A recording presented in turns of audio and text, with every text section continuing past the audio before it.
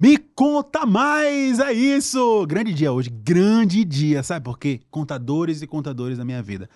A gente parou para ouvir vocês, a Company Hero, a gente falou com dezenas de contadores.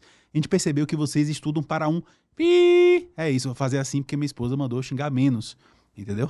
Então, o negócio é o seguinte, para pensar comigo. Esse podcast se dedica a entregar entretenimento, que é a parte do podcast, ele senta no muro entre entretenimento e um curso, tá certo?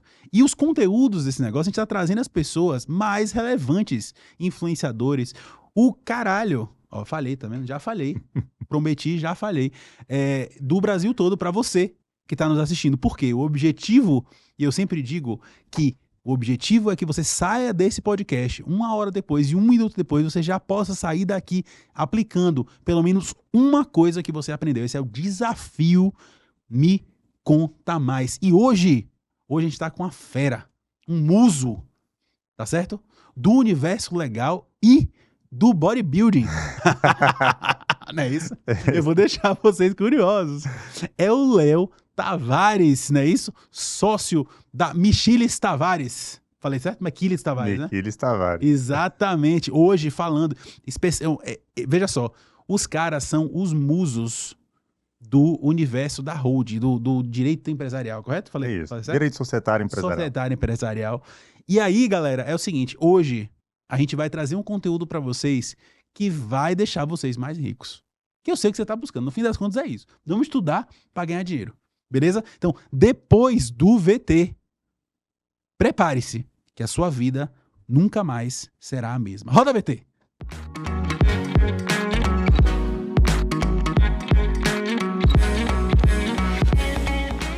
É isso! Me conta mais, seja bem-vindo! Muito obrigado, meu amigo. Agradeço demais a oportunidade de estar aqui e vamos compartilhar conhecimento, sem muita firula, direto ao ponto, para mostrar para a galera o que ele pode fazer a partir do D0 para ganhar dinheiro. D0. Vamos começar do começo. Eu sei que não está claro para todos o que diabos é uma holding. Por favor, elucide. Vamos começar com o básico, né? Quando a gente pensa num projeto de planejamento patrimonial e sucessório, toda vez a gente automaticamente liga a figura de uma holding. Muitas das vezes as pessoas até nos procuram. Léo, eu quero fazer uma holding. Ou procura os contadores, que possivelmente essa é a maior demanda. Quero fazer uma holding. O que é, na prática, uma holding? Nada mais é do que uma sociedade empresária, uma LTDA, basicona, ou uma SA, uma das duas figuras mais usuais e competentes para se estruturar uma holding, que ela vai ter por objetivo, se a gente pensar numa holding raiz, digamos assim, ela vai ter por objetivo participar de outras sociedades. Só que o que a gente começou a entender? Que a figura da sociedade empresária, de uma LTDA, de uma pessoa jurídica, ela não só serve para participar de outras sociedades e nem para desenvolver uma atividade empresarial, ela serve também para guardar patrimônio. E aí, um aspas muito intenso, porque a sociedade por si só ela não pode servir exclusivamente para guardar patrimônio. Mas se você tem um patrimônio integralizado, e aqui a gente pode falar com um pouco mais de juridiquês, porque esse é a rotina dos contadores também, se você tem um patrimônio integralizado a uma sociedade, e essa sociedade desenvolve uma atividade, ela já está plenamente regular.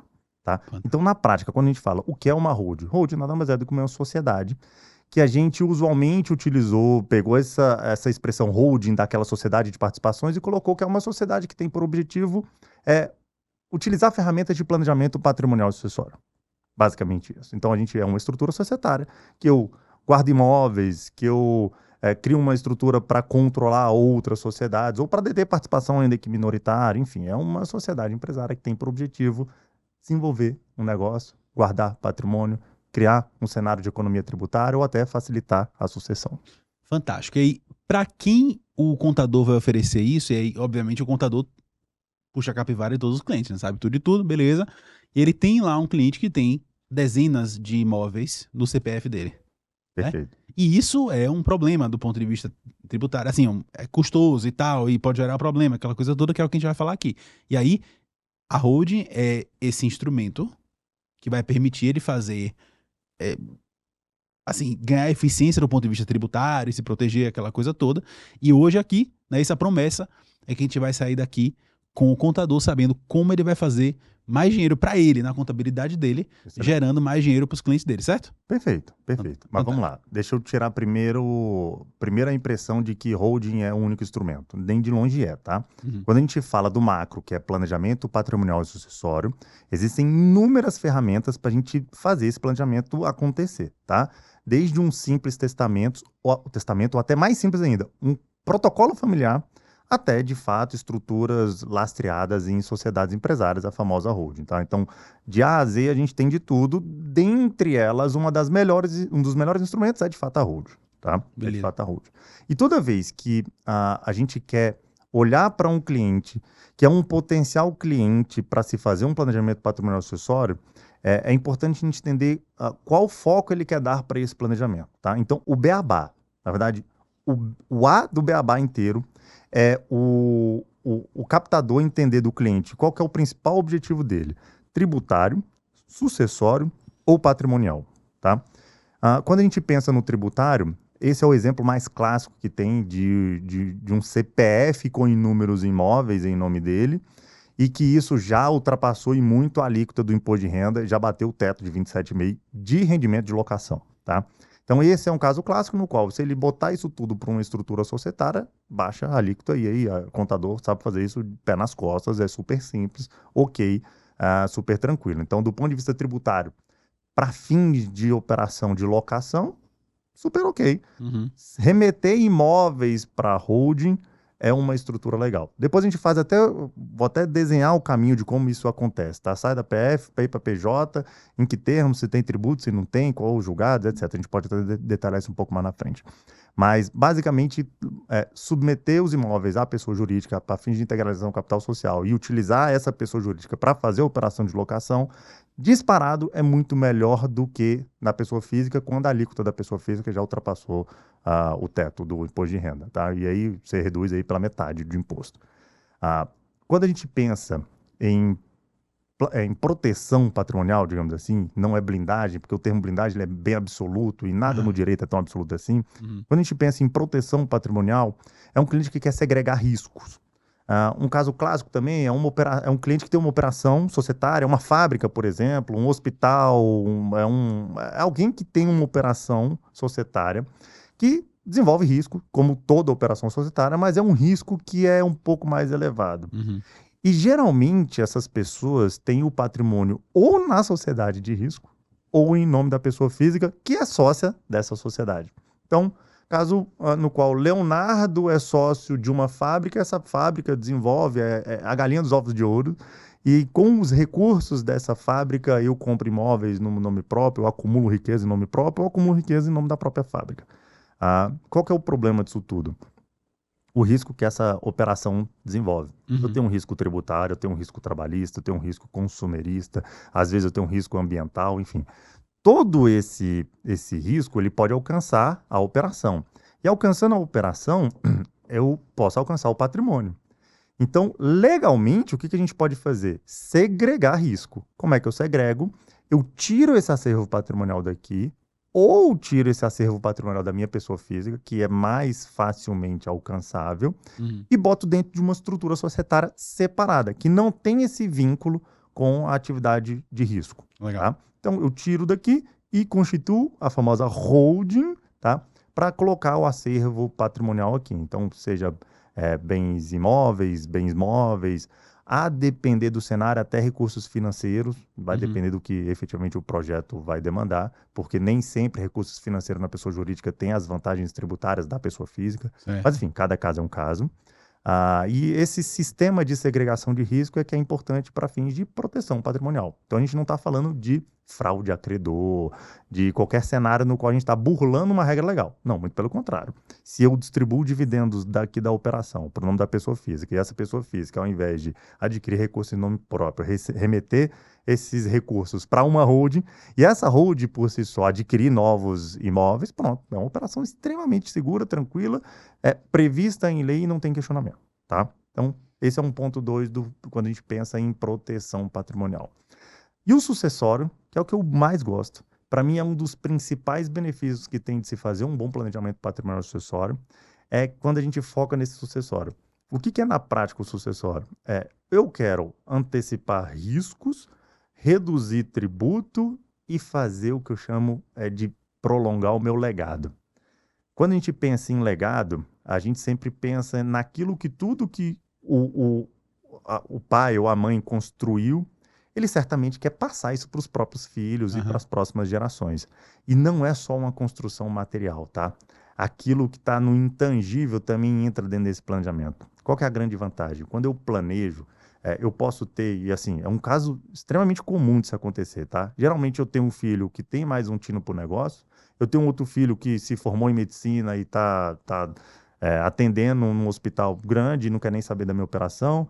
Eu tenho um outro filho que não é nenhum nem o outro, é um problemático, que não gosta de trabalhar, etc. Mas todos são os meus filhos, eu amo meus filhos do mesmo jeito e eu quero dar um jeito de resolver essa situação. Aquele que é médico, geralmente ele não quer nada. O que está na operação, ele quer tudo. E o outro que tem problema, ele quer tudo dos dois. E continuar sem fazer nada. Peraí que eu trouxe meu elemento. Você sabe que eu trago os elementos cenográficos, né? E aí, ó os filhos ali, ó. É o filho que não quer nada, o que quer tudo, o que não sei o quê. E a briga está estruturada e você tá com a galinha pulando na sua mão. Você que não se preparou para sua sucessão. Até rimou, né? Você viu. E aí, quando a gente pensa em alguém que deixou de preparar essa sucessão, quando o grande titular do patrimônio morre, o que acontece? Conflito. E conflito ele vai fazer o quê? Vai transformar em um processo judicial, que vai ser um inventário conflituoso, que ele vai durar tranquilamente 10, 15, 20 anos e vai demandar muita energia, muito dinheiro e possivelmente toda a operação cairá por terra e ninguém vai ter nada. Resumindo, é isso. Justo. E não estou dizendo que isso é exceção, isso é regra, tá? Uhum. Conflito em caso de sucessão, a regra é perder 30, 40, 60, 80% do patrimônio a depender da energia da galera. Então, essencialmente, pro contador que está nos assistindo, você pode puxar a capivara dos seus clientes. Vamos lá, botar em perspectiva, tá? Puxa a capivara dos clientes, vê quem tem o quê. O cara tem 5. A partir de quantos imóveis, Léo, a gente tá. Vamos chegar nessa parte. Ok, vamos lá. X imóveis, aguarde cenas dos próximos episódios, tá certo? E aí você, desse episódio, gente, desculpe. Então, assim, você vai ver quantos imóveis você tem, vai chegar pro cara e vai contar essa história pro cara. Dizer assim, olha, pode dar isso, vai contar a história dos 3 filhos, não sei das quantas e tal. Bora fazer a tal da holding? Um planejamento patrimonial. E sucessória, dependendo do caso. Exato. Onde eu posso utilizar a holding como um instrumento que é excelente para se fazer isso. Tá vendo? Esse é o... As palavras, anote essas palavras, são palavras sábias que devem ser usadas desta forma, nesta ordem, para você fazer o seu upsell, que é, enfim, né? Vender esse troço pro seu cliente. Mas prossiga. E aí, quando a gente pensa em sucessão, onde pode ter um risco de conflito familiar, quando a gente cria um planejamento, eu já digo, por exemplo, eu tenho um filho que não tem interesse, nesse meu exemplo, que já é médico. Eu tenho outro filho que tem extremo interesse e um outro filho que quer interesse de tudo, mas ele não quer fazer absolutamente nada. Hoje, regularmente falando, do ponto de vista legal, existe a possibilidade de eu dispor de 50% do meu acervo patrimonial, tá?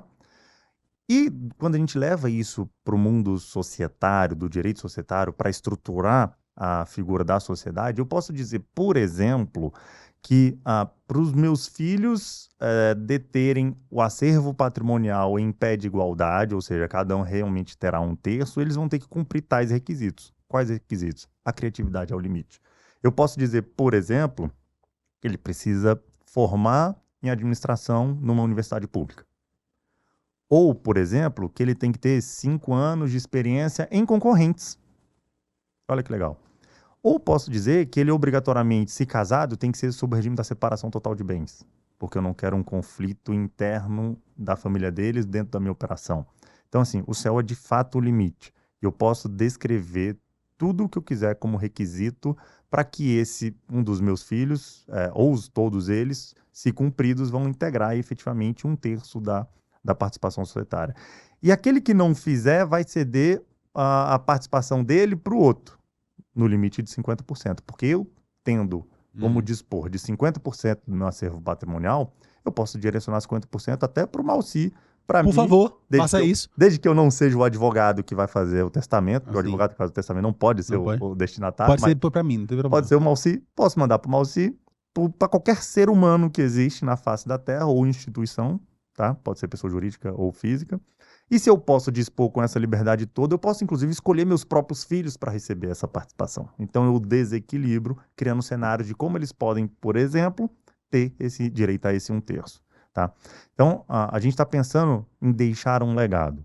Mas, mesmo assim, eu posso criar um cenário onde eu vou antecipar em vida, que tradicionalmente é o que as pessoas fazem quando criam um projeto de planejamento sucessório. Eu tenho as cotas dessa atividade operacional, que está 100% detida por mim, ou a grande parte detida por mim, e eu vou antecipar a doação para os meus filhos, a minha sucessão, ou seja, quando eu vier a falecer, já estará nas mãos dos meus filhos. E aí, a gente, quando faz essa sucessão, a gente sempre tem duas alternativas. Entrega a operação toda e você vai viver de outras coisas que você bem entender, ou você detém para você algum controle, tá? Uhum. E aqui é onde está a liberdade que eu, como o patriarca, nesse exemplo, por exemplo, detentor das cotas da sociedade, é aqui que está a magia dessa operação toda. Porque eu posso, por exemplo, doar para os meus filhos e reservar para mim toda a operação, o direito de mandar, o direito de votar, o direito de receber dividendos, e meus filhos terão, o que a gente chama, do ponto de vista jurídico, a nua propriedade apenas. Então, ou seja, eu dou para ele as cotas, olha só, não estou doando bens, não estou doando imóveis, não estou doando absolutamente nada, estou doando as cotas da sociedade, que são os bens nesse caso especificamente, estou doando as cotas da sociedade e reservando para mim o usufruto dessas cotas. Olha que legal. E aí, com isso, o que que eu ganho? Eu ganho o controle de absolutamente tudo e posso, como estratégia de doação, também definir esses requisitos. Olha quão extenso é a possibilidade de a gente se fazer um planejamento, tá? Mas eu posso doar com uma condicionante de X exemplos, tá? E vou deter o controle até o dia que eu quiser ou morrer. Então, quem manda nesse negócio aqui sou eu, embora meus filhos tenham a nua propriedade. Mas eu terei o poder sobre absolutamente tudo. Eu mando, eu recebo dividendo, eu voto, eu sou votado, absolutamente tudo, tá? Uma grande vantagem do sucessório é que ele abarca quase que todos os outros dois campos, que é do tributário e do planejamento, do patrimonial. Porque quando eu faço essa sucessão, minimamente eu estabilizo a operação tributária, ou seja, eu garanto hoje, a alíquota de hoje, para fazer essa doação do imposto, causa-morte e doação. Então eu garanto o pagamento do imposto com base na alíquota de hoje. Amanhã ela pode mudar. Como já temos num cenário próximo que isso vai mudar de alguma forma, tá? Só para você ver, a título de exemplo, o Distrito Federal cobra 3,5% ou 4% de alíquota sobre a doação. Então, se eu estou doando um bem de 100 milhões, eu vou pagar 4 milhões a título de doação, tá? Quem define o teto dessa alíquota é o Senado Federal, por meio de um instrumento normativo próprio, tá? E o Senado Federal já está tramitando internamente a possibilidade dele aumentar o teto dessa alíquota. Então, o Senado define o teto dessa alíquota, os estados podem colocar a alíquota que quiserem, desde que não ultrapasse esse teto. Pode ser de 0 a 8, hoje vigente o teto é de 8. E o Senado já está tramitando internamente a possibilidade de aumentar essa alíquota para 16 ou 20. Nossa. Então você imagina, no D0, que o Senado possibilitar que os estados aumente hoje o limite de 8 para 16 ou 20, os estados internamente vão começar a fazer o processo legislativo próprio para aumentar. Então significa que se você hoje faz a sua doação, você paga, se for no DF, 4. Rio de Janeiro, a depender do caso, 8. Manaus, no estado do Amazonas, 2. Olha só. 2. Não sei nem se a gente já pode entrar nisso aí dentro da sua... Calma. Veja bem. Isso, cara, a Company Hero pode ajudar muito, muito nessas estratégias. Cara, assim, muito, infinitamente. Vamos detalhar isso mais com calma. Mas hoje, se eu fizer o processo de antecipação da minha herança em vida, mantendo o controle de absolutamente tudo, eu consigo fazer essa operação toda com a base tributária atual. Amanhã aumenta. Então, se hoje eu faço, eu estabilizo a questão tributária, mantendo o controle de absolutamente tudo. Então, assim, tributário, patrimonial e sucessório são os principais pontos, na verdade, vejo eu até como únicos pontos da gente conversar com o cliente para entender dele qual desses 3 ele quer priorizar. Porque, efetivamente, sempre um vai preponderar sobre os outros. E todo o planejamento, ele vai ser... Todo não, vamos lá. Dificilmente a gente fala de forma absoluta, né? Mas a grande maioria dos planejamentos vai dar um benefício que vai alcançar os 3, mas um vai sim preponderar sobre os demais. Ponto. Boa. Então, vamos lá, né? Então, assim, todos os imóveis serão vendidos ou doados ou transferidos para o CNPJ. CNPJ, por sua vez, não precisa mais ficar passando os imóveis de geração para geração, né? Porque estão ali e, portanto, já gera economia nesse sentido, né? Então, tamo junto. Perfeito, é isso. Porque quando eu boto o acervo patrimonial dentro da holding, eu troco bens por cotas. Então, se eu tinha 100 de bens, boto esses bens na holding, eu passo a ter 100 de cotas. E quem tem os imóveis? A holding. Então, eu tenho a holding que tem os imóveis. Então, quando eu suceder, quais são meus bens? Qual é o meu acervo patrimonial? As cotas. Então, eu sucedo com base nas cotas. Eu dou, eu vendo, eu transfiro as cotas. E quem detém os bens? A holding. Perfeito. Então, assim, o que a gente vai fazer agora, né? A gente vai passar por vários níveis de entendimento dos contadores, né? Que é mais ou menos assim, ó. Em qual nível você está é diretamente proporcional ao quanto você pode cobrar por isso. Perfeito. Beleza, então assim, recapitulando, estabelecemos o que é holding, por que você deve fazer isso, quais são os benefícios para os clientes. Ok, vencemos. Agora vamos por níveis. Vamos. Eu vou deixar um desafio para você que está assistindo. Veja só. Isso aqui é um negócio muito interessante. Tem vários níveis. O que eu vou pedir para você, tá? Eu vou pedir para a produção botar na tela o meu Instagram. E aí, a gente vai passar pelo nível básico, júnior e sócio. É isso. É isso? Eu quero saber onde você está nesse momento. Para a gente poder, inclusive, potencialmente chamar Léo aqui de volta, fazer outra coisa e tal, não sei o quê. Em qual dos 3 níveis você está? Hoje, em qual dos 3 níveis, ou talvez em nenhum deles, né? Pode ser também. Como você está servindo os seus clientes hoje. Show? Nível básico, Léo. E aí? Boa, beleza. Quando a gente pensa em alguém que vai fazer uma estruturação no nível básico, o que ele faz? Ele pega os imóveis, bota dentro da holding, integraliza esse capital social lá e pega o contrato social. Vamos lá, toda junta comercial disponibiliza um modelo de contrato social. Até por ordem do DREI, que é o departamento que centraliza e normativa todas as juntas comerciais, ele até recomenda que se utilize o modelo de contrato social para facilitar a operação de registro, tá?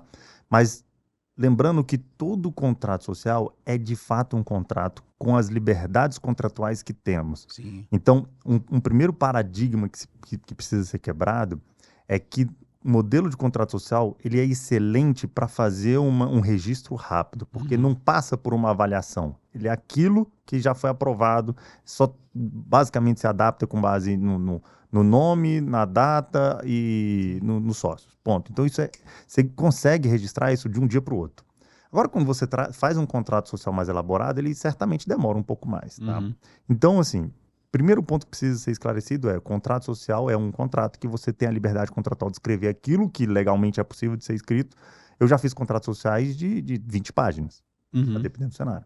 Tá? E o basicão, que é o contador júnior, o que ele faz? Ele pega aquele modelo de contrato social e submete os imóveis, por exemplo, para essa holding. Com isso, ele já de fato ganha um nível de proteção interessante. Ele ganha uma organização patrimonial para fins de sucessão, então sucede-se as cotas, não mais os imóveis, e ao mesmo tempo ele também ganha um benefício fiscal, porque a tributação na holding é muito mais simples do que na pessoa jurídica, né? Sim. Ou do que na pessoa física. É muito mais barato. Sim. Tá?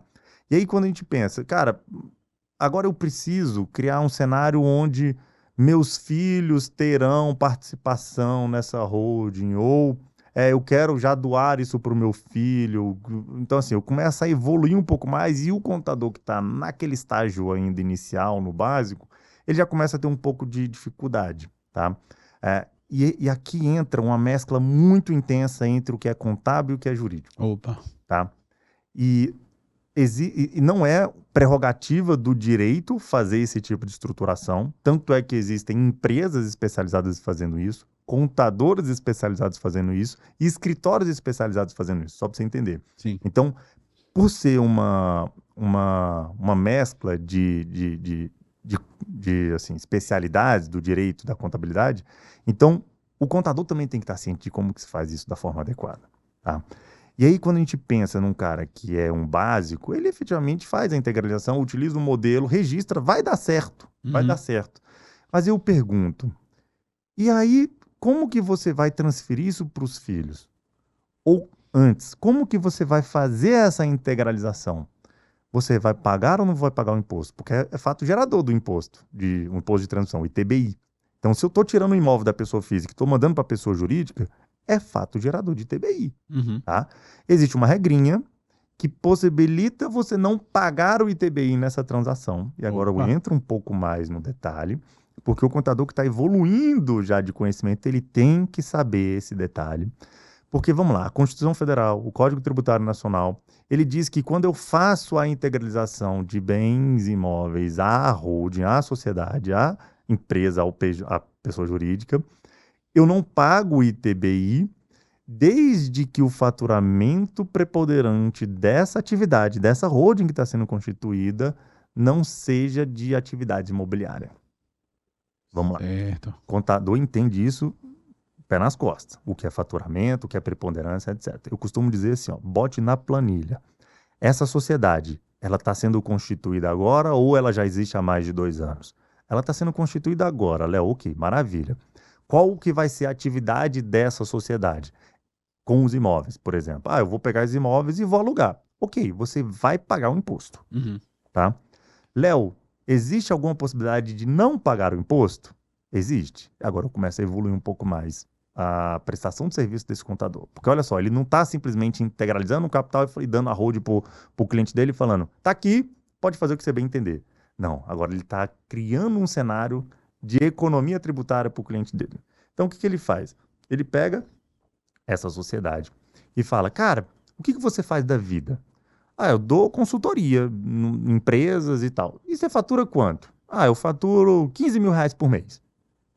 Pessoa física, tá? O sócio dessa holding, que tinha esse acervo patrimonial, que alugava esses bens, que está constituindo essa holding, ele também tem uma atividade, tá? Que é uma atividade que ele, como pessoa física, aufere renda, e ele ganha lá seus 15 mil por mês. Beleza? Quantos imóveis tem? Tem 5 imóveis. Quantos esses imóveis darão a título de locação para faturamento dessa holding? Dará uns 10 mil reais. Olha que maravilha. Então, tem um outro faturamento que eu posso botar dentro da holding que vai preponderar sobre o faturamento de locação. Então, quando eu coloco na planilha, quanto que essa holding faturou nos últimos 3 anos? Esse é o cálculo que você tem que fazer ou que minimamente tem que se projetar. Quanto que essa holding faturou ou faturará nos próximos 3 anos contados do D0 onde os imóveis foram integralizados? Ele vai faturar, somados tudo, 100 mil reais. Ok, essa holding terá uma outra atividade que não é imobiliária, ou seja, não é compra e venda, não é locação e não é arrendamento de imóveis. Qual que será a outra atividade dessa holding? Ela pode ser uma consultoria? Pode. E quanto que ela vai faturar de consultoria nesses 3 anos? Tá? Ela vai faturar 100 mil e 1 centavo. Ok, preponderou. A gente pode brincar agora de solicitar a imunidade tributária para remeter esses imóveis à holding sem pagar o tributo. O que eu acho brilhante é que muitos empresários... Aliás, tem um negócio muito interessante que fala-se que o contador é o funcionário do governo que a empresa paga. Beleza. Então, assim, é muito fácil, principalmente se houver assimetria de informação, né? Ou seja, o contador, se o cara, o dono da empresa não souber, o contador emite o ITBI, o cara paga e... Passou. Já era. Super tranquilo. Super tranquilo, né? Agora, se você souber o que você está fazendo no nível 2, nível júnior... Nível júnior, já é um cara que está planejando. Já é um cara que está planejando. Você consegue reverter isso em FIIs para você. Total. Esse é o jogo. Esse é o jogo. Então, assim, olha que diferença que eu viro pro meu cliente e falo assim, amigão, o negócio é o seguinte, ó. Normalmente você pagaria ITBI de quantos por cento? Aí depende do município. ITBI é municipal. Então vai do seu exemplo de 2 a 8. Não sei se tem teto de 8. Boa pergunta. Boa pergunta? Mas vamos lá, 2 a 4%. 2 a 4%. Então, assim, qualquer R$1 milhão, você tá aí falando de pelo menos, minha matemática não é fantástica, mas pelo menos uns 20 mil reais de diferença? Se for 2, sim. Legal, bacana, faz uma diferença boa. Pô. O que seria no seu bolso, contador? Quanto você consegue cobrar por essa, para diminuir, para contribuir isso para o seu cliente? Isso é um grande jogo. E obviamente, que a gente está falando de uma pessoa que tem múltiplos imóveis. A gente não está falando de R$1 milhão, a gente está falando de Exatamente. dezenas ou centenas de milhões de reais. Faz uma diferença monumental. É. Né? A gente já fez operação que economizou a título de TBI mais de R$1 milhão. Pronto. Olha só. Olha aí que fantástico. O cliente, ele amou. Nossa Porque a gente Senhora. criou uma estrutura que possibilitou ele ter um faturamento preponderante de outra atividade que não imobiliária. Fizemos todo o processo de imunidade, deu certo, tá ok, ele tá lá. E qual que é a grande vantagem do contador fazer isso? Porque quem é que vai fazer a operação contábil dessa sociedade? Ele. É lógico, óbvio. Então é ele que mês a mês vai identificar, vai emitir nota, vai ver faturamento, ele que vai fazer a sua organização toda. Então assim, ele consegue entregar um planejamento para ele trabalhar dentro desse planejamento. Olha que do caramba. Exatamente. É Fantástico. É? Aumentando a receita do contador. Show É. de bola. Beleza. Então vamos lá. Continua aí no nível júnior. Então vai. Ele conseguiu planejar e aí ele pode ir lá na Secretaria de Fazenda, que é do Estado, do município, desculpa, que é o órgão onde ele vai solicitar a imunidade desse DBI, porque ele não é matemático, tá?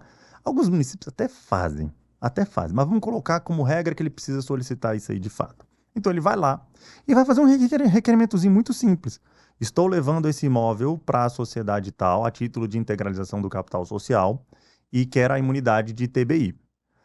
Eu costumo dizer, isso não vem no amor, não.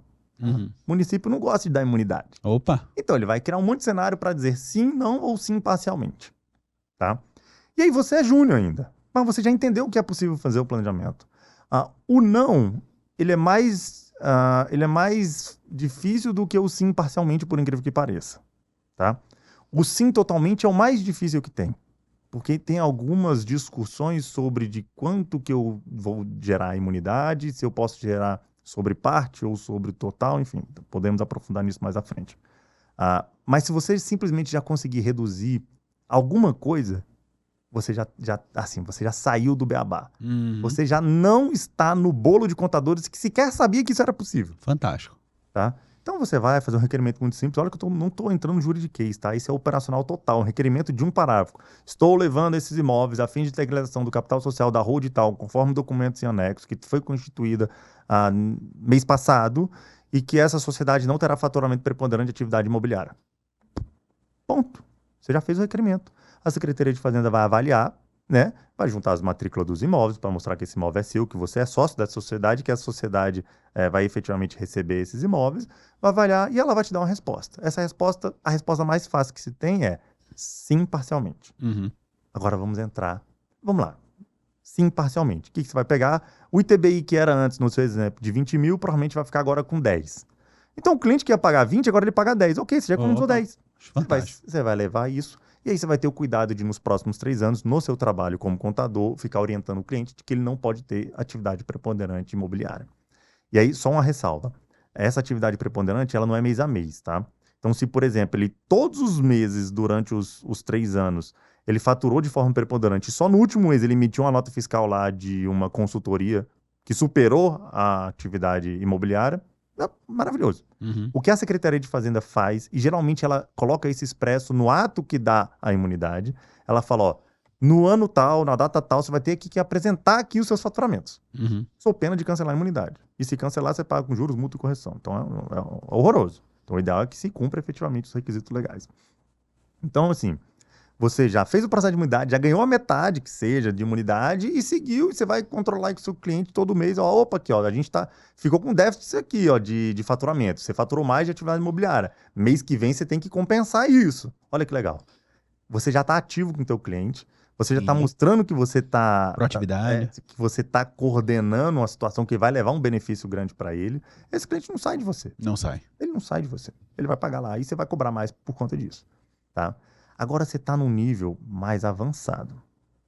Pensa que o nível júnior, o nível pleno, o nível expert, ele tem, não só para isso que eu estou contando, isso aqui eu estou pensando, das 300 situações que existem que justificariam um bom planejamento, tá? Mas a gente está falando exatamente do ponto de vista da integralização do capital social. Uhum. Então, Um cara que é mais expert, ele vai entender por que o município deu metade só, tá?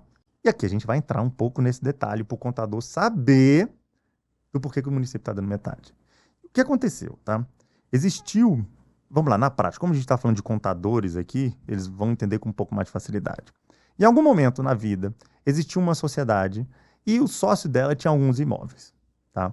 O que esse cara fez? Toda vez que ele leva esses imóveis para a sociedade, em integralização de capital social com os imóveis, ele tem duas alternativas. Ele pode levar a valor histórico, que é o valor que está registrado no imposto de renda dele, pessoa física, ou ele pode levar a valor real, tá? Se esse valor real for maior do que o que está registrado, é ganho de capital na cabeça, tá? Então vai pagar 15% sobre essa diferença. Indiscutivelmente, na hora que ele bota lá, eu tenho um imóvel de 100 mil, estou levando ele para a sociedade a valor real que é 200 mil. 15 mil ele vai pagar no ato, tá? Tem que pagar.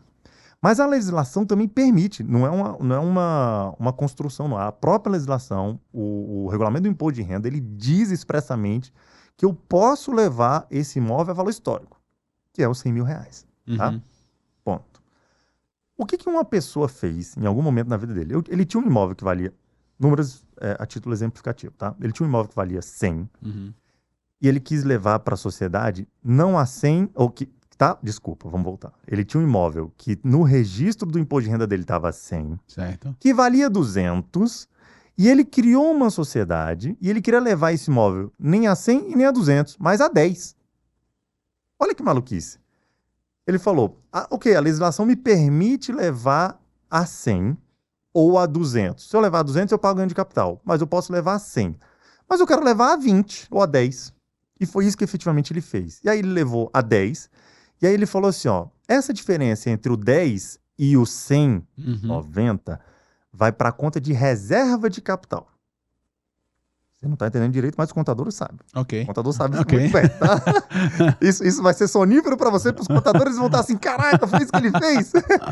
Mas ele pegou esses 90 e falou, vou botar na conta reserva de capital, porque capital social, 10. Lembra? Sim, sim. 100 mil no imposto de renda, valia 200. Só que ele falou, vou levar a 10. Tá? Então ele falou assim, estou integralizando o capital social com 10, estou botando 90 na reserva de capital. Aí o município olhou para esse negócio e falou, nada disso. Você vai me pagar o ITBI com base de tudo, não tem reserva de capital, no mínimo eu vou cobrar ITBI sobre essa diferença e tal. E teve uma discussão e discutiu isso em primeiro grau, judicializou, tá? Em primeira instância, em segunda instância e chegou no STF. Tá? E aí, no STF, ele julgou dizendo que todo o imóvel que você pode levar, nesse exemplo, a 100, que é o valor histórico, e não pagaria ITBI, que você pode levar a 200, que não pagaria ITBI, mas pagaria o ganho de capital, mas você não pode levar a 10. E se você levar a 10, sobre essa diferença, tem ITBI. Do 10 para o 200. Do 10 para o 100. Pro 100. Que, se ele pode levar a 100, que é o valor histórico, Sim. e ele não quer pagar o ganho de capital, ele pode levar a 10, sem problema. A imunidade vai ser com base em 10, mas ele vai pagar ITBI sobre 90. Beleza. Tá? Esse foi o julgado do STF. Só que quando o STF foi um julgado de repercussão geral, então, ou seja, é um julgado que ele reflete nas decisões de todos os tribunais a nível nacional, então é uma decisão extremamente importante. E essa decisão, quando é desse nível, ela é sumulada. Então, eles fazem um pequeno resumo do julgado. Tá? E no resumo do julgado, não sei por que cargas d'água, eles escreveram um negócio que não estava refletindo efetivamente o julgado. Caramba. Olha que cometeram um erro. Não sei se proposital ou não, mas tá lá. Se você pegar a súmula desse julgado, ele tá falando assim, ó. Toda vez, tô parafraseando. Então, toda vez que você levar um imóvel para fins de integralização de capital social, existe a imunidade de ITBI, mas sobre a diferença do valor do imóvel, você paga ITBI. Só que não foi isso o julgado. Vamos recapitular. Novamente, sonífero para você, contador tá entendendo muito bem isso aí. Beleza. A súmula do julgado diz que se você levar a 100 e o imóvel vale 200, você paga ITBI sobre essa diferença. Sim. Tá? Só que o julgado diz que se você levar a 10 e integralizar a 100, você paga a diferença do que vai para a conta de reserva de capital. Porque, vamos lá, toda vez que eu integralizo o capital social, pensa numa conta corrente. O contador abre uma conta contábil dizendo, conta capital social. O que está aqui na conta capital social? Esse imóvel. Por quanto? 10, 100 ou 200? 100. Quanto que estava o imóvel no imposto de renda dele? 100. O que o julgado do STF diz? Não paga imposto. O que a súmula diz? Que vai pagar sobre a diferença. Então, o que vale? A súmula ou o julgado? O julgado, claro, tá? Mas a súmula que difundiu. E os municípios, malandramente, aproveitaram esse negócio e começou a falar assim, se você está levando um imóvel a 100, que é do imposto de renda, mas ele vale 200, eu vou te cobrar esse TBI dessa diferença. E isso meio que se consolidou nos municípios inteiros. No Brasil inteiro, todo mundo estava fazendo isso. E aí o pessoal começou a falar, gente, mas não foi isso que estava escrito lá. Mas a súmula está falando, mas não é isso que está. Até hoje a gente tem essa discussão nas secretarias de fazendas municipais, tá? Prefeituras, etc. Então até hoje a gente tem essa discussão intensa. O que o contador nível hard sabe? Ele sabe exatamente isso tudo que eu falei. Essa aqui é uma dica importante, veja só. Presta atenção no que eu vou dizer, tá certo? Que é assim, o amigo comprou a 10. Ele poderia, o valor do imóvel é 200. E tem o valor no meio, que é o de 100. Ou seja, você vai pagar a diferença do 10 pro 100 ou do 10 pro 200. E agora você dá a dica de 1 milhão. Ou de vários milhões. Ou de alguns milhões, exatamente. Vamos lá, só para recapitular. Ali, ó. Ali, ó. Essa câmera vai entender o que eu vou falar. Para recapitular, toda vez que a gente integraliza o capital social, tem aquilo que a gente leva para o capital social, para a conta capital social, aquilo que pode superar a conta capital social, que vai para a conta reserva de capital. A conta reserva de capital, o STF já falou que gera ITBI.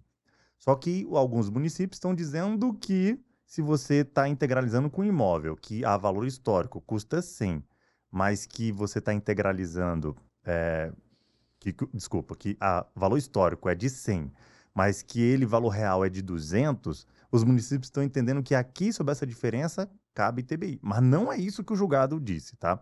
Então, uma cláusulazinha, e esse é o modelo que eu quero passar para vocês, uma cláusulazinha para botar no contrato social, lembrando daquela premissa de que contrato social é um contrato, e sendo um contrato, você tem a liberdade contratual de escrever aquilo que legalmente é possível de ser feito, ou seja, não se ingesse na redação de um contrato social.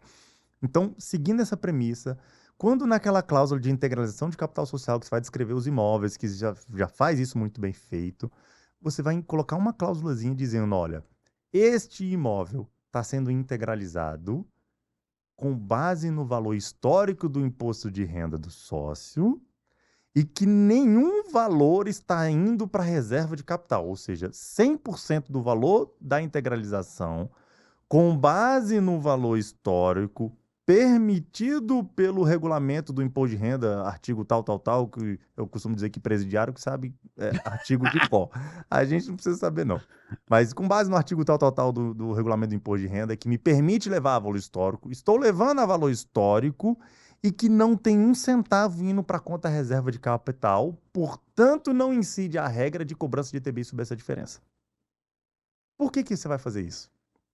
Porque quando isso bater, vamos lá, aí você registrou esse contrato social na junta comercial, aí depois você vai pegar esse contrato social e vai levar lá no município para pedir a imunidade do tributo, tá? E aí na hora que você fala, município, estou pedindo a imunidade do tributo. E olha só como está descrito aqui. Então, eu entendo que é possível cobrar ITBI sobre aquilo que vai para a conta reserva de capital, porque o tema 796, salvo engano é isso, do STF, diz que é isso que se faz, mas eu não estou levando absolutamente nada para a conta reserva de capital. Eu estou levando tudo para a conta capital e, portanto, não incide ITBI. Eu quero que faça valer a regra da Constituição, que diz que eu sou imune do ITBI, tá? Então, qual é a vantagem de você utilizar dessa premissa de liberdade contratual, escrever na cláusula do contrato social essa regrinha, porque você está antecipando uma discussão. E aí vai bater lá no município, e quando o cara lê aquele contrato social, ele vai falar, eu já entendi a discussão que esse cara quer levar. Ele pode simplesmente bater o pé, tá? Ok, vou cobrar o ITBI porque eu sou a autoridade, eu que vou determinar se eu vou dar ou não a imunidade. Mas o segundo passo é, quando você procurar, e aí de fato vai precisar do advogado para judicializar, o tema está pronto. Então não tem discussão, porque está declarado. Não tem discussão se vai ter ou não conta reserva de capital. Você está declarando que tudo vai para a conta capital social. Então não gera ITBI. E, obviamente, quando isso envolve milhões de reais, isso você judicializa, faz o que quiser, porque vale a pena judicializar. Demais, demais. A gente, caso real, tá? Cliente recebeu uma fazenda de herança muitos anos atrás e tal, e agora ele está fazendo esse planejamento. O valor histórico da fazenda era tipo 100 mil reais e valor real 50 milhões de reais. Nossa senhora. Pensa. ITBI sobre Nossa. 49 e tantos milhões de reais. É inviável, é inviável. Mas ele quer fazer o planejamento, então justifica ter essa discussão. Léo, eu comprei o imóvel esse ano, tá no meu imposto de renda por 200. Hoje o valor real dele ainda é 200 e tá no meu imposto de renda por 200. Ponto, você não vai ter imposto de renda, ou você não vai ter ITBI. Você vai só simplesmente pedir. Mas você está entendendo que essas Sim, variáveis lógico. todas, o contador tem que estar ciente para entender se faz sentido, se não faz sentido, Sem sombra de dúvida. se é importante discutir ou se não é importante discutir. E vou te falar, às vezes, nem precisa criar hold, mantendo a pessoa física é até melhor. Porque ele vai entender quanto que você ganha de locação na pessoa física. Ele ganha 5 mil reais, 3 mil reais de locação.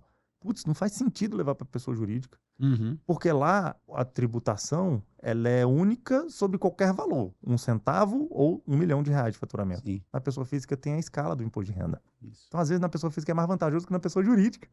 Olha que legal. Então, hold não é solução para tudo. Simplesmente, vamos criar uma hold para fazer qualquer coisa. Nem de longe. Nem de longe. Então, é importante o contador entender um pouco essas variáveis, essas nuances, como é que o município entende, como é que a Secretaria Municipal entende. Vai lá, conversa, explica. Não, esse tema aqui, a súmula está errada. Olha aqui o julgado. Olha aqui o julgado. Entendendo? Pode crer. E- Ô, Léo, e em relação à localização, né? Porque isso tá em qual dos níveis? Ou seja, escolher o lugar onde você vai criar a sua holding, né? Ah, isso tem uma variável extremamente importante. Vamos lá. Como a gente já está pensando em ITCMD. ITBI é sempre o local do imóvel. Tá? Então, o imóvel está em São Paulo, eu vou pagar ITBI com base na alíquota de São Paulo. Ponto. Só que se eu fizer naquela perspectiva da sucessão, a doação dessas cotas, então pensa, já integralizei o capital, os imóveis já estão na holding, e agora eu vou dar o passo 2, que é fazer a doação dessas cotas para os meus filhos, mantendo para mim, caso eu queira, o controle de absolutamente tudo. Então, nessa operação de doação incide o ITCMD. Uhum. Tá? ITCMD é um tributo estadual. Então, temos 27 tributos no Brasil. Justo. Tá? Cada estado com seu tributo. Lembrando que hoje a alíquota teto definida pelo Senado Federal é de 8%. Os estados podem cobrar de 0 a 8%. Tá? Então, cada estado cobra o que quer. E a gente não tem nenhum normativo proibindo, por exemplo, eu constituir uma holding em São Paulo, a despeito de morar no Rio, Pronto. ou no Espírito Santo, ou no DF, ou em qualquer localidade. A gente pode, de fato, constituir uma sociedade empresária em qualquer lugar do Brasil. Ou seja, esse imposto é o que varia de 2 a 8%. Hoje, em regra, é isso. Em regra é isso, exceto se o seu Senado aumentar para 16%. E aí, significa, portanto, que se eu constituir essa sociedade no Rio de Janeiro e, a depender do valor da transação, eu posso pagar até 8% na doação. Ok. Ou eu posso ver qual que é a menor alíquota do Brasil, que hoje, a depender do cenário, é no Amazonas. Amazonas, 2%. que diga-se de passagem, é um dos escritórios da Company Hero. Aê! Não, eu vou falar mais. Olha como a Company Hero pode ajudar o contador a fazer a melhor escolha. Porque, na prática, o que eu preciso fazer? Eu não preciso ter uma sede lá. Eu preciso ter um escritório virtual. Porque hoje a legislação me Fantástico. permite ter um escritório virtual. Tem a IN 81 do DREI diz expressamente isso, não tem nenhuma legislação proibitiva, etc. Então, do ponto de vista jurídico, eu posso criar um escritório virtual para minha empresa, caso ela não precise efetivamente de uma operação. Sim. E a holding, na prática, é isso, ela não precisa de operação, ela não precisa de uma sede. Uma sede virtual é mais do que suficiente para garantir. E a Company Hero vai listar para o contador e falar, ó, onde você quer? Qual tipo de operação você deseja? Você quer Excelente. fazer uma operação de sucessão e efetivamente faz sentido para você ir lá para Manaus, por Uhum. exemplo? Tá? Se for, lista aqui onde estão os escritórios virtuais da Company Hero em Manaus e ele vai fazer a constituição lá. porque é a única coisa que eu preciso. Lá, e aí, contador de novo, para você entender. Quando eu vou fazer a pesquisa de viabilidade, eu vou botar o endereço do escritório virtual. E aí eu botei o endereço do escritório virtual, passou a viabilidade, não tem por que não passar, a gente vai constituir a sociedade lá. Constituir a sociedade lá, integraliza os imóveis lá, na hora de doar, eu vou aplicar a alíquota de Manaus, do Amazonas, que é 2%. Fantástico. Então, se eu estou morando no Rio, se eu tenho imóveis no Rio, eu vou integralizar esses imóveis da minha holding, que é lá de Manaus, do Amazonas, e vou doar a 2 e não a 8. Se eu estivesse no Rio, eu doaria a 8. Se eu tô lá, eu dou a 2. Incrível. Isso muda com a reforma tributária que está lá, quase lá? Vamos lá, a reforma tributária está impactando um pouquinho nisso. Não especificamente na alíquota do Estado. Cada Estado vai continuar tendo a liberdade, a autonomia tributária para definir qual é a sua alíquota, tá? Mas a reforma tributária, pelo menos tal como está, a gente não sabe se vai mudar, tal como está, ela está prevendo uma progressividade do ITCMD. Significa que ela está determinando, pelo menos é como está, a gente não sabe se vai mudar, deixar isso muito claro.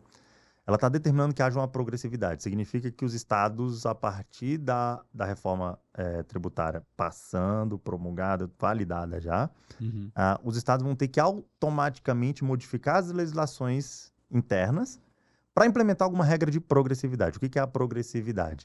Para 100 mil reais eu cobro 2, para 500 mil reais eu cobro 3, para 1 milhão eu cobro 4, para 100 milhões eu cobro 8 e assim vai. Mas os percentuais vão continuar livres. Bom, os estados vão continuar livres. Mas pensa comigo, e aí eu vou dar um gatilho para você, contador, de novo. Vamos lá, olha só. Um gatilho para você viabilizar uma venda automática agora de um processo de planejamento como esse.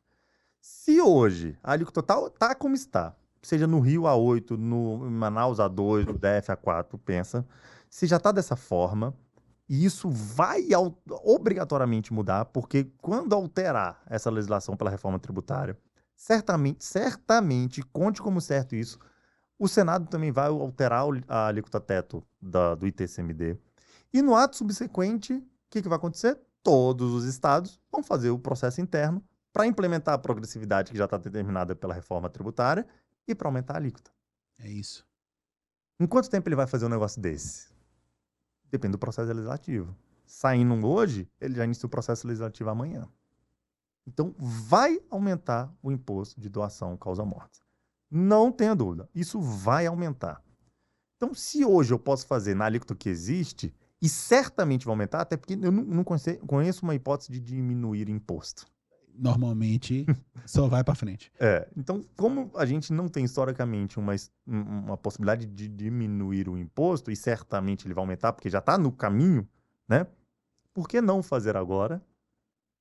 Se lá na frente vai aumentar o imposto e você vai tomar um prejuízo enorme. Fantástico. Léo, e o nível hard, o nível sócio, não é isso? Quando a gente pensa no nível sócio, e aí eu vou dar um pouquinho de exemplo só para vocês entenderem que aí entra um pouco de juridiquês, tá? E assim, é difícil a gente exigir isso da contabilidade, tá? Porque efetivamente esse é um ponto bem jurídico. Mas, por exemplo, eu posso criar um planejamento onde, naquele cenário onde eu e minha esposa construímos toda a operação, temos filhos, tem aqueles filhos, um que não quer nada, um que é médico e um que quer a operação. Aí eu já fiz aquele planejamento todo do tipo, olha, vocês precisam cumprir esses requisitos, tal. Já tá tudo bonitinho. Só que eu falo, eu já crio antecipadamente uma regra do tipo, olha, eu tô com controle de tudo, né? Eu fiz aquela instituição do usufruto, eu já coloquei, importante, outra cláusula importante, tá? Cláusula de incomunicabilidade. O que é essa incomunicabilidade? Eu estou doando para os meus filhos, ainda que reservando usufruto, mas essa doação ela vem com a cláusula de incomunicabilidade. Essa incomunicabilidade diz que se meu filho, caso ele seja casado no regime da comunhão universal de bens e vier a divorciar, o cônjuge dele não recebe. Entendi. Tá? Então, assim, eu não quero que o cônjuge do meu filho participe da minha operação. Tá? Então, eu dou uma cláusula de incomunicabilidade. Entendeu por que sogro é chamado de sogro e sogra é chamado de sogra? Tá aí a explicação, tá vendo? Sacanagem. Eu dou com uma cláusula de impenhorabilidade, e aí só uma ressalva. Impenhorabilidade não é a impossibilidade de se penhorar do ponto de vista, tem um credor que vai penhorar aquelas cotas. Não, isso vai acontecer, tá? Não é isso. Mas é a impossibilidade de você, como dono dessas cotas, dar essa cota em penhor. Eu vou lá na caixa, dar as minhas cotas num penhor para trocar isso por crédito e fazer alguma coisa. Não, isso não pode. A impenhorabilidade proíbe isso. Incomunicabilidade, impenhorabilidade, inalienabilidade, ou seja, não pode vender, porque eu quero que fique com você até eu morrer, ou até eu permitir. Tá? São 3 cláusulas que são extremamente importantes e tem que saber usar. Tá? Tem que saber usar. E aí, o que eu posso fazer? Eu posso, além de todo esse arcabouço de cláusulas, eu posso colocar o que a gente chama arcabouço, aí, uma palavra que surgiu muito neste ano de 2023. Eu posso incluir também uma regrinha de o que a gente chama de usufruto solidário. Porque pensa comigo, eu reservei para mim usufruto. Então eu, Léo, tenho um controle de absolutamente tudo, tá? Meus filhos têm a nua propriedade, eu mando, eu voto, eu recebo dividendos, eu faço tudo, tá? Se eu morrer, consolida tudo para os meus filhos. Essa é a regra ordinária. Mas eu não quero que com a minha morte consolide tudo para os meus filhos. Eu quero que com a minha morte consolide tudo para minha esposa. Ou para um gestor. Então eu posso ainda brincar num cenário de tempo. Fantástico. De controlar esse negócio à prosperidade. Olha que legal. E eu posso criar um monte de gatilhos do tipo, ó, naquele exemplo, meus filhos, eles obrigatoriamente têm que ter 5 anos de experiência num concorrente, eles vão ter que ter graduação em administração, blá, blá, blá, blá, blá, eles vão ter que ser casados no regime de separação total de bens, vou colocar lá um monte de requisitos, tá? Se eles não tiverem esses requisitos, na minha morte, eles ainda não perdem, mas eles não consolidam a propriedade plena.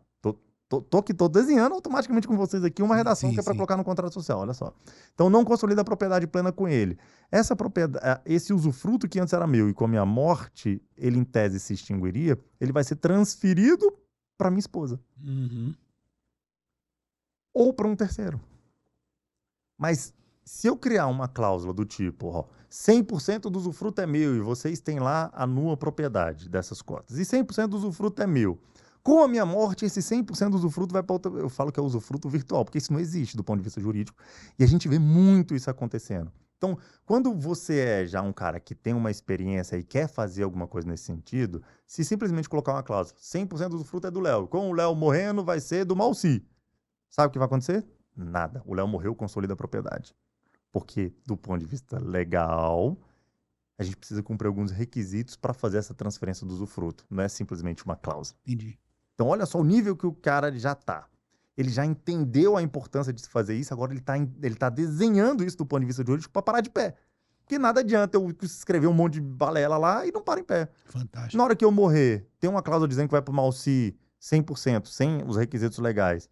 E aquele meu filho, que é o cara que não quer fazer nada da vida, só quer receber dinheiro. O que ele vai fazer? Ele vai contratar um advogado, que o advogado vai olhar aquele negócio experiente e vai falar, isso aqui não para em pé. Traz pra mim. Traz para cá que eu vou resolver isso para você. O advogado vai ganhar os honorários, ele vai ganhar a propriedade plena, vai vender e vai ser feliz. É isso aí. Olha só. Mas agora eu vou ensinar vocês como é que faz isso. Esse é o nível expert. Vamos. Tá? Lembrando, eu tô pincelando aqui pouquíssimas situações de um planejamento patrimonial sucessório, tá? A gente poderia falar aqui 6 semanas de todas elas. Mas vamos lá. O que você vai fazer? Digamos que eu e minha esposa somos os grandes construtores do patrimônio, integralizei imóveis, doei para os filhos. Na hora de reservar o usufruto, eu vou reservar o usufruto para mim e em parte do usufruto para minha esposa, porque eu não sou obrigado a reservar 100% do usufruto para mim. Uhum. Eu posso reservar 99% do usufruto para mim e 1% do usufruto para minha esposa. Ou vice-versa, ou o contrário, ou outra possibilidade, outro percentual. E não precisa ser minha esposa, pode ser o administrador. Boa. Sabe? Qualquer um. E aí, com o meu falecimento, esse usufruto que era meu acresce ao usufruto que era do outro.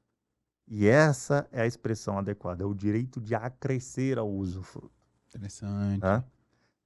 Então, você está entendendo que existe uma ligação. Nesse exemplo, a minha esposa já tinha 1% e eu tinha 99% do usufruto. E os nossos filhos tinham 100% da nua propriedade. Então, quem mandava, quem fazia, quem votava, quem recebia era eu e minha esposa. Com o falecimento de um ou do outro, posso colocar inclusive uma cláusula que vai e que vem, quem morrer primeiro, o usufruto vai totalmente para o outro. Olha o nível de detalhe que a gente precisa primeiro, entender o que o cliente quer, para ver se faz sentido para ele. Sim. Entender como que eu vou escrever e se isso está adequado do ponto de vista jurídico. Fantástico. E aí, Léo, cara, é fantástico, fantástico. Acho que se você, contador ou contadora, esse aqui é um podcast que você tem que, se você assistiu isso, ouviu isso, lavando louça, correndo, você vai talvez precisar voltar e reassistir, porque foi muito rico, né? E aí lembre-se o seguinte, dentro da sua base de clientes, a gente tem a preponderância ali, para usar uma palavra bonita, né?